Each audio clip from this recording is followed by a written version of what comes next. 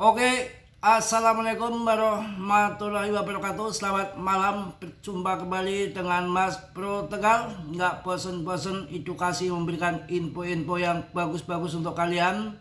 Sabar, kalau rezeki nggak akan kemana. Untuk ATH, PP, saya rasa mudah-mudahan di akhir tahun. Dan pandangan saya pribadi, saya meyakini masih ada bull market ataupun all season akhir tahun, mungkin sampai akan di kuartal 1 di tahun 2026. Ini pandangan saya pribadi dan akan saya bahas malam ini PP dan juga masalah dead cross BTC, TABTC yang lagi banyak dibicarakan, arahnya ke bawah ataupun ke atas akan tuntas Mas Bro bahas di sini. Namun demikian kalian tetap dior riset sendiri, Mas Bro tidak bertanggung jawab atas kerugian kalian. Semua kerugian ditanggung masing-masing karena dalam dunia kripto sangat berisiko tinggi. Bisa cuan mendadak ataupun habis-habisan mendadak. Oke, langsung kita akan nggak lama-lama langsung untuk info-info untuk kalian. PP salah satu koin yang sangat bertahan sampai ribuan bahkan jutaan meme coin termasuk real project semua terlempar ke top CMC di atas 100 CMC rankingnya. PP masih bertahan di 44 dan masih kapitalisasinya sudah mulai menaik 35 triliun dengan harga masih bertahan di 08 dan historinya di 08 itu titik bottom. Kalau saya lihat TA-nya tadi di Fibonacci-nya sudah di area merah sangat bawah, apalagi RSI itu padahal di tim yang mingguan ya, tim besarnya. Langsung kita akan masuk salah satu yang sekarang lagi rame untuk PP, indikator BTC maksudnya. Indikator BTC bersiaga peluang kenaikan hingga 110.000. Coba kita analisa info-info yang ada. Tampaknya berada di ambang pemulihan untuk BTC setelah beberapa waktu berjuang di kisaran 95.000. Analis pasar terkemuka baru-baru ini membagikan analisisnya di platform Twitter mengindikasikan bahwa BTC mungkin akan mengalami terbang dalam beberapa hari mendatang.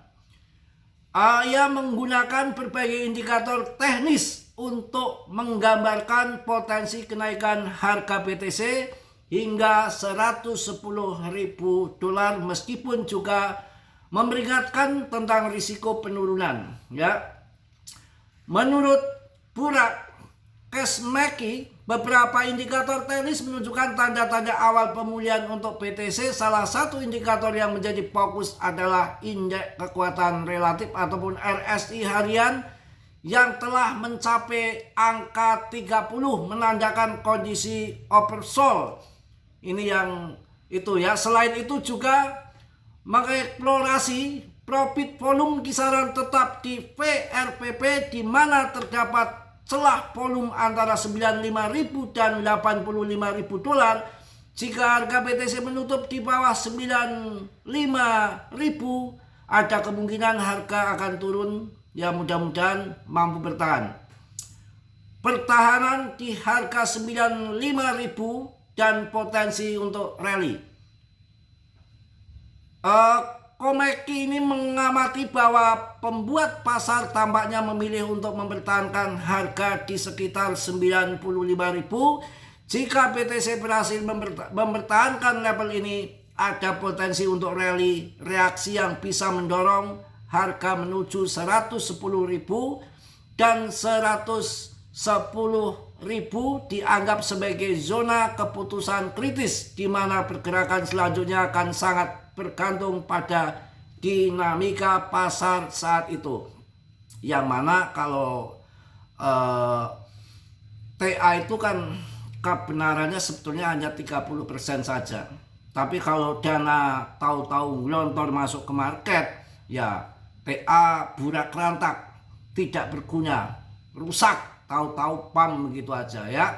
Ini yang sangat menarik, tentunya akan saya bahas mengenai salah satu yang lagi sangat rame, dead cross terkonfirmasi. Akankah BTC sentuh dasar harga ini terendah atau justru ambruk lebih dalam? Kita akan simak mengenai dead cross. Apa itu dead cross untuk pemula? Dead cross, mengapa hal ini penting saat ini bagi harga Bitcoin? Dalam analis teknikal, dead cross adalah kondisi ketika momentum harga jangka pendek turun melewati tren jangka panjang, menandakan potensi tekanan penurunan. Saat ini harga BTC berada di kisaran 93.000 dan turun kembali setelah untuk pertama kalinya sejak Mei turun di bawah ambang 94.000 ya. Kita akan baca sebelum mengamati untuk BTC ini ya. Sentimen pasar berada pada titik sangat negatif. Ini kan sudah mulai naik ke 95 lagi. Saya rasa tidak perlu khawatir ya. Kinerja histori, rugi jangka pendek, potensi pulih untuk jangka menengah. Jangka pendek itu kebanyakan ya rugi kalau kita harus jangka menengah, jangka panjang ya. Data yang dihimpun oleh Mario Nepal dan sejumlah analis on-chain menunjukkan pola sebagai berikut. 1 sampai 3 minggu setelah dead cross, probabilitas antara keuntungan dan kerugian hampir seimbang dengan median return sedikit positif di kisaran 0,25 sampai 2,35%. Ini mengenai dead cross ya. Setelah dead cross 2 sampai 3 bulan setelahnya, setelah dead cross ini rata-rata keuntungan meningkat tajam menjadi 15 sampai 26%. BTC itu tinggi kalau naiknya segitu. Mengindikasikan potensi pemulihan jika pola historis berulang. Kemudian 12 bulan kemudian hasil sangat bervariasi, beberapa siklus mencatat kenaikan lebih dari 100%, sementara yang lain justru mengalami penurunan signifikan tergantung pola kondisi makroekonomi saat itu, yaitu mengenai masalah dead cross. Selanjutnya arah bagi investor BTC, level kunci dan sinyal pasar. Indikator teknikal dan makroekonomi menyoroti beberapa ambang penting. Zona support antara sekian-sekian, konfirmasi bullish menguatkan kembali di atas rata-rata pergerakan 200 hari berpotensi mengindikasikan dimulainya momentum naik kembali. Indikator jangka panjang, analis Brad menilai bahwa rata-rata pergerakan 50 minggu lebih akurat untuk jangka panjang dibanding sinyal dead cross itu sendiri. Jadi pada takut dead cross, tapi yang namanya market itu TA itu hanya kebenarannya hanya 30%. Pernah kan waktu tahun berapa itu saya agak lupa, bahwa terjadi dead cross, kemudian para trader berbondong-bondong seolah-olah kayak bocoran gitu, kayak dibikin kayak bocoran, kayak rahasia-rahasia gitu. Itu juga di Tegal juga banyak trader senior, mereka pasang short tingkat dewa. Itu terjadi kayak isu kayak bocoran gitu. Pokoknya itu kayak ember bocor halus itu. Nggak pokoknya dari ketuk tular gitu, bahwa mengatakan bahwa nanti BTC akan hancur, semua pada pasang short. Kemudian setelah itu BTC dipam tinggi, banyak orang kismin kere, pokoknya ancur-ancuran yang trader pasang short. Habis itu diketawain sama si Doc Won. Doc Wonnya itu ketawa, hahaha, tak tipu kalian. Dipam sama Doc Won itu Terra Luna pada waktu itu. Jadi manipulasi permainan. Setelah Terra Luna hancur, itu banyak yang mencibir, syukurin lo. dulu kamu permainkan saya market naik turun nggak jelas. Pernah dimainkan sama si Doc Won. Banyak sekali pada saat itu memuja bearish. Saya pun percaya dengan indikator memang arahnya akan bearish. Pada waktu itu nggak taunya kemudian dipump sama Doc Won Terra Luna. Tapi akhirnya dia kayak kena karma gitu, hancur Terra Luna habis mainin market begitu. Kalau sekarang saya nggak yakin BTC akan turun ambruk kayak dulu. Justru dengan adanya ETF, makin banyak adopsi di belahan dunia termasuk institusi dan perusahaan-perusahaan besar di seluruh dunia, makin luas adopsi BTC. Dan dengan adanya ETF itu ya, untuk orang retail sudah tidak bisa membeli BTC lagi di harga murah. Jadi ini berubah.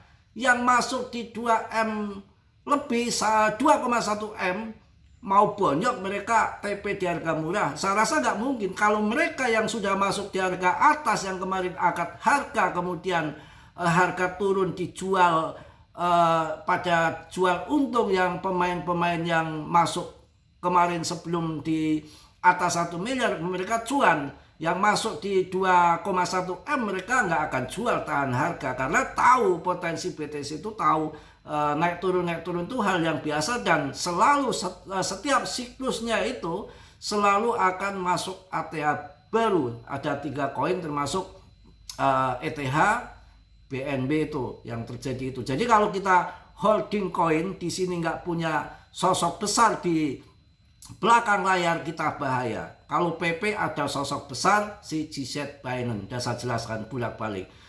Itulah koin yang pump gila-gilaan, meme coin yang sejarahnya orang kaya dari meme coin naik jutaan persen itu dari komunitas yang pertama.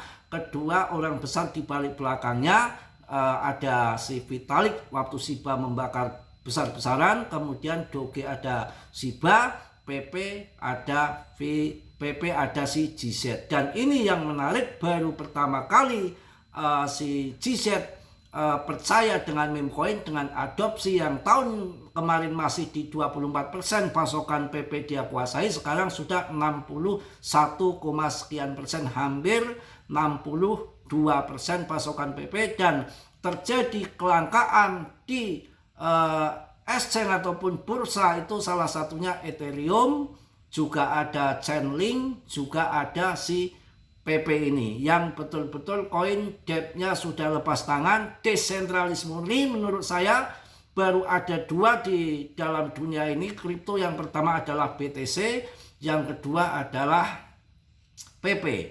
Jadi kalau kita investasi miliaran uang, apalagi miliaran dolar orang-orang luar sana, dia akan masuknya BTC daripada ETH, karena BTC desentralis, tergantung sesuai supply and demand antara pembeli dan penjual, tidak terpengaruh dengan debt-nya. ETH yang lain-lain belum ada. Ya sama seperti PP yang sudah beredar semua, tergantung supply and demand. Jadi tidak,